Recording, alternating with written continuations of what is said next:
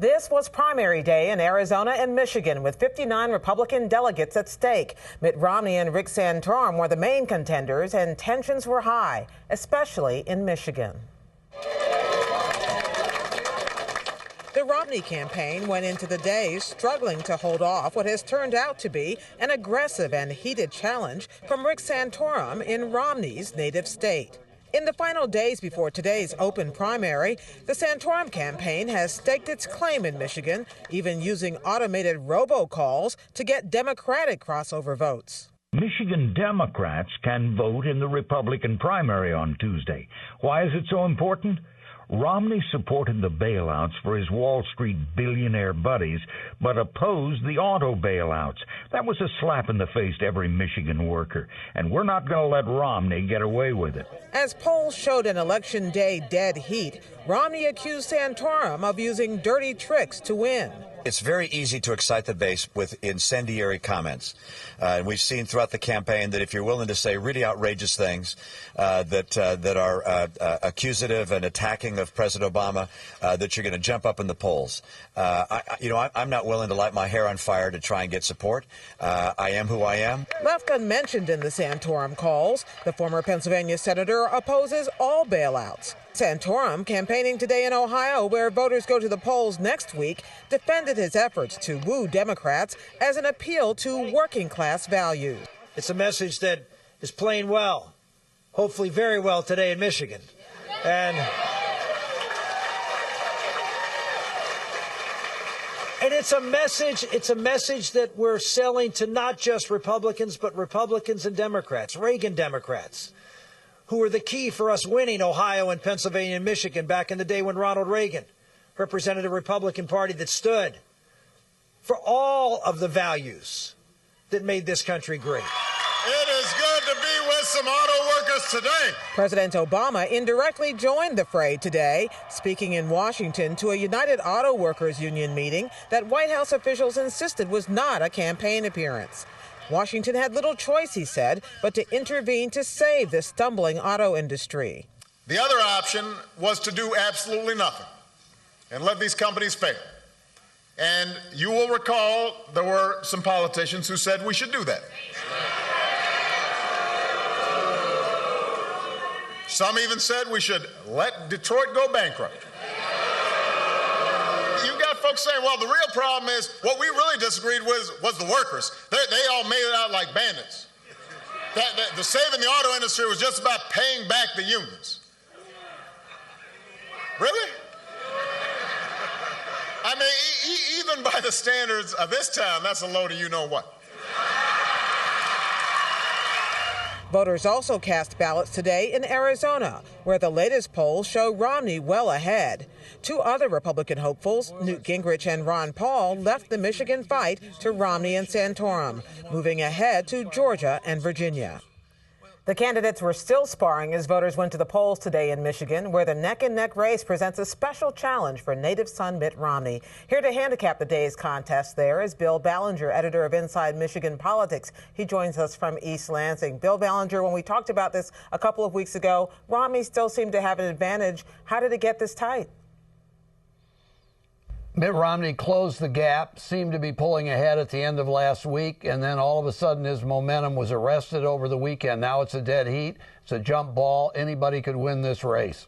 You say all of a sudden his momentum was arrested. Was it arrested because Santorum targeted him or because of something that he did that he lost support? I don't think he did anything specific to damage himself. Yes, there were a few gaffes and missteps that have been replicated in the news media nationally, but I don't think they hurt him that much. And for that matter, some of Santorum's statements, as you know, got a lot of national publicity, like his remark about the president having a phony theology and anybody who wants to go to college is a snob. Guess what? That probably helped Rick Santorum with the people who are voting the Republican primary today in Michigan. So those weren't necessarily gaffes. If it's not a gaffe, I guess, if it works. So tell me about this crossover vote ploy or effort or strategy that's being employed. This idea that Michigan voters who don't have to be registered with one particular party to participate in any primary can show up and throw a spanner in the works at the last minute if they want.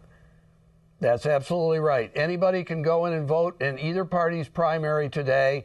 I think what was wrong, if wrong is the right word, with the Santorum automated phone calls is they were disingenuous in the sense they tried to make it sound like these were Democrats calling Democratic voters and urging them to cross over and vote in the Republican primary on the grounds that Mitt Romney should be punished for turning his back on the domestic auto industry in Michigan, when in fact Rick Santorum himself has exactly the same position on that particular issue as Mitt Romney. So it was hypocritical, it was disingenuous, and it was a dirty trick. Have these crossover votes, this idea of appealing to the other party to vote for you, has this worked in Michigan in the past? It has. In 2000, a famous election where many Democrats and independents crossed over and voted in the Republican primary for John McCain.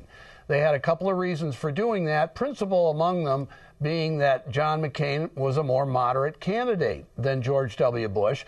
And John McCain killed George Bush among the independents and Democrats in voting in 2000, even though George Bush won by about a 2-to-1 margin over John McCain among Republicans. So the overall result, McCain won Michigan.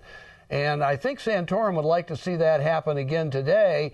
The only difference is, really, when you stop and think about it, philosophically, there's no reason Democrats would really be attracted to Rick Santorum. How much did Mitt Romney spend? How much has he staked on this win in Michigan, his native state? And how much has Santorum spent relatively in terms of time and treasure? It looks like Romney has outspent Santorum about 2-to-1. Now, that sounds like a lot, but guess what? It's not as much as 10-to-1 and 20-to-1, which is about the margin in spending superiority Romney had over Santorum in all these previous states. Santorum kept himself in the race by being able to spend enough to make himself competitive. And then he's relying on the Tea Parties and the ground game he's mustered to try and put it all together in one big package today and win the election. And it's fair to say there is a significant enough, very conservative electorate in Michigan to make a difference for Rick Santorum at this point? I think so. Almost half the voters in Michigan today are estimated to be strongly supportive of the Tea Party. That's what they say.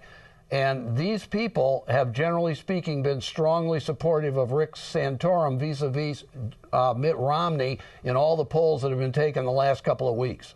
Where are the late, we always watch the late deciders, the people who have not told pollsters which way they're going to go until the last moment. Any sense of where they're going today? I think there's a feeling that if you haven't decided to vote for Mitt Romney by now, you're probably not going to, unless maybe there's a backlash today here in Michigan against the news of the Santorum robocalls. That could be a decider, but we'll have to do the exit polls and find out. Bill Ballinger of Inside Michigan Politics, thanks so much.